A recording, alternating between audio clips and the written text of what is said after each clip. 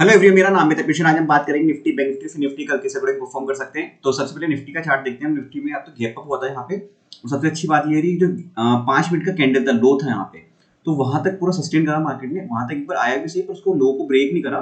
मतलब market closing दे रहा है अच्छे टॉप पे, जबकि मतलब गैप अप भी ले रहा है मार्केट। देखो यहाँ पे प्रीवियस में देखो गैप अप हुआ, पर क्लोजिंग अच्छी दे रहा है मार्केट वहां पे, मतलब नीचे। उसके बाद प्रॉफिट बुकिंग नहीं आ रही एकदम से वहां से, तो सेलर्स एक्टिवेट हो नहीं पा रहे अभी यहाँ पे।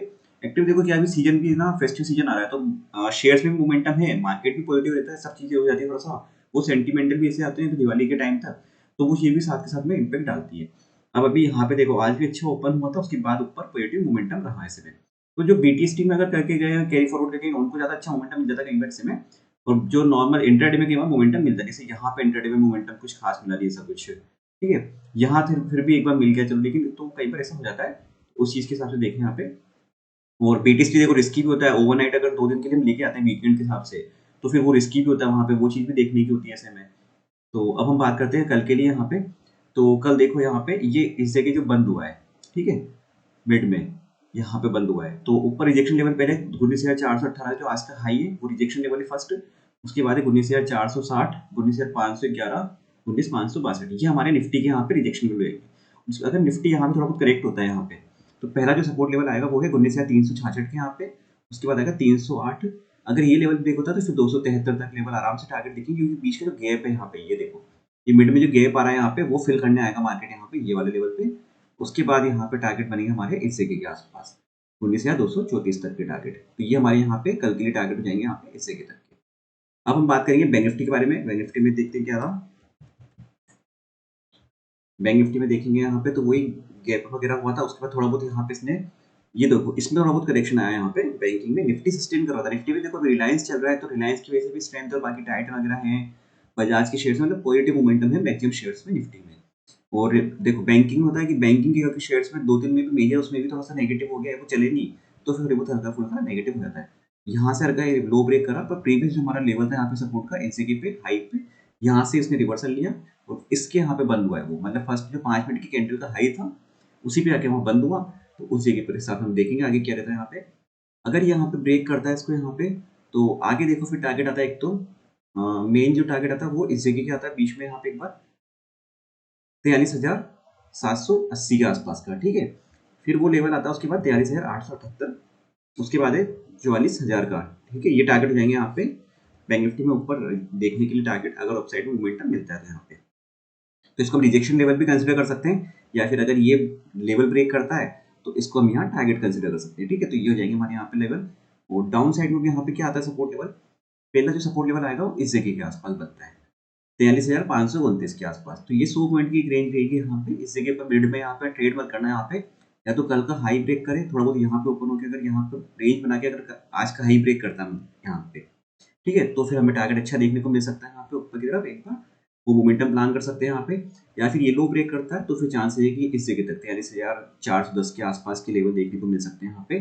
ये लेवल मिल सकते हैं यहाँ पे 43,288, 43,230, 43,080, ये लेवल देखने को मिल सकते हैं। अगर जब भी देखो ये फिल होएगा ना, तो फिर पूरा ये फिल करने आएगा यहाँ पे। लेकिन बाई चांस अगर यहाँ से आता है और यहाँ तक आता है, तो हम यहाँ सपोर्ट के लिए प्लान करना, क्योंकि इतना बड़ा मोमेंटम ऑलरेडी कैप्चर कर चुका है यहाँ पे। फिर यहाँ पे पुट मत प्लान करना एकदम से, थोड़ा बहुत यहाँ पे आता है, फिर थोड़ा बहुत ऊपर जाने की कोशिश करता है, फिर पुल बैक देके नीचे आता है, तब हम यहाँ पे नेगेटिव प्लान करेंगे इस कंडीशन ऐसे में यहाँ पे। अब हम बात करते हैं फिन निफ्टी के बारे में, सीएनएक्स फाइनेंस का। तो कल ट्यूसडे भी है, तो इसकी एक्सपायरी भी है कल। इसमें भी देखो क्या हुआ, गैप अप हुआ था थोड़ा बहुत, वो सस्टेन नहीं करा, जो फिर थोड़ा बहुत डिप लगाया नीचे, और यहाँ पे जो प्रीवियस डे का सपोर्ट लेवल था यहाँ पे हाई के यहाँ पे, उसी जगह से यहाँ पे इसने एक रिवर्सल वापस लिया, तो अप साइड में। अब साइड में देखो यहाँ पे क्या आ रहा है इसका लेवल, अगर ये यहाँ से जगह के ऊपर लेवल निकालता है तो फिर 19,564 के आसपास एक बार इसको रिजेक्शन लेवल है। और डाउन साइड में यहाँ पे एक बार आता है इसको 19,490 के आसपास का सपोर्ट, और फिर ये लेवल है 19,424, 19,361, 19,326। तो ये लेवल है यहाँ पे, इसके सपोर्ट लेवल है यहाँ पे निफ्टी के लिए। और हो सकता है थोड़ा बहुत फर्स्ट हाफ में एक रेंज में निकाल दे, उसके बाद एक मोमेंटम दे, ट्रेंडिंग मोमेंटम, क्योंकि बैक टू बैक देखो 3-4 दिन हो गए ये मार्केट मतलब गैप अप दे रहा है, या फिर अच्छा मोमेंटम पॉजिटिव साइड में दे रहा है, यहाँ से मतलब चलता था ऊपर तक आ गया अच्छा यहाँ पे, तो वो चीज़ चल रही है यहाँ पे कंटिन्यू अब इसमें। और एक और हम शेयर बात कर लेते हैं सीडीएसएल के बारे में। तो सीडीएसएल के बारे में हम कंटिन्यू बात कर रहे हैं, रेगुलर बात कर रहे हैं, क्योंकि इसको शेयर को अच्छा देखो मोमेंटम दे रहा है, डेली बेसिस पे आपको अच्छे ट्रेड के मौके दे रहा है।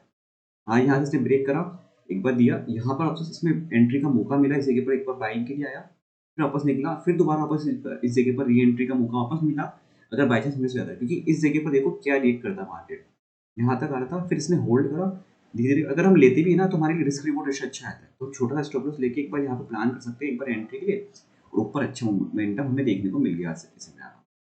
तो अब कल के लिए यहाँ पे देखो ये हाई है, ये इस जगह के आसपास ही अगर रिजेक्शन आता है तो देखेंगे यहाँ पे, और डेली टाइम फ्रेम पे एक बार देखते हैं इसको। डेली टाइम फ्रेम पे थोड़ा सा ओवर बोट हो गया, ये देखो यहाँ पे कंटिन्यू ये 26 अक्टूबर से, मतलब 10 दिन में काफी अच्छा मोमेंटम दे चुका है, तो एक बार थोड़ा सा अपना इसको अवॉइड करना, थोड़ा सा इसको प्रॉफिट बुकिंग आती है, और फिर 1450 1500 के आसपास एक बार मिलता है, तो फिर वापस हम यहाँ पे एंट्री का प्लान करते हैं, मतलब 1500 रुपये से हम लेना शुरू कर देंगे फिर ऐसी कंडीशन में, इस तरीके से। तो वो चीज़ थोड़ा सा देख लेना, और फिर भी अगर लेना ही है, फिर कि जब लगी रहेगी लेना ही है, तो फिर आप यहाँ पे थोड़ी क्वांटिटी देना, बाकी क्वांटिटी छोड़ देना, आगे अगर टिप मिलता है तो उस पर लेने के लिए यहाँ पे, क्योंकि प्रीवियस में देखो थोड़े से रिजेक्शन लेवल भी आ रहे हैं यहाँ पे, ये रिजेक्शन आ रहा है यहाँ पे, जहाँ से मोमेंटम गिरा था ऊपर से, तो उस चीज़ का भी ध्यान रखना। यहाँ पे मार्केट का मोमेंटम अच्छा है, पर थोड़ा सा ध्यान रखना, प्रॉफिट बुकिंग कभी भी आ सकती है किसी भी शेयर के अंदर यहाँ पे, जी। तो वो थोड़ा सा ध्यान रखना, और बाकी देखना अभी दीपक नाइट्रेट जैसे जो केमिकल इंडस्ट्री के शेयर हैं उसमें भी मोमेंटम अच्छा आया है आज, पर कुछ ज़्यादा ही चल गए, तो अगर ये ब्रेकआउट देता है मोमेंटम तो उसको कैप्चर कर सकते हो, अभी भी अच्छी प्राइस पे मिल रहा है ये, तो ध्यान रखना है इसके सेक्टर के जो और शेयर्स हैं उस पर ध्यान रखना है, जैसे आर्ट इंडस्ट्री टाइप के हो गए और हो गए, इन पे ध्यान रखना है इन चीज़ों के लिए। वीडियो अच्छा लगा तो लाइक शेयर सब्सक्राइब कर दीजिएगा। Thank you friends.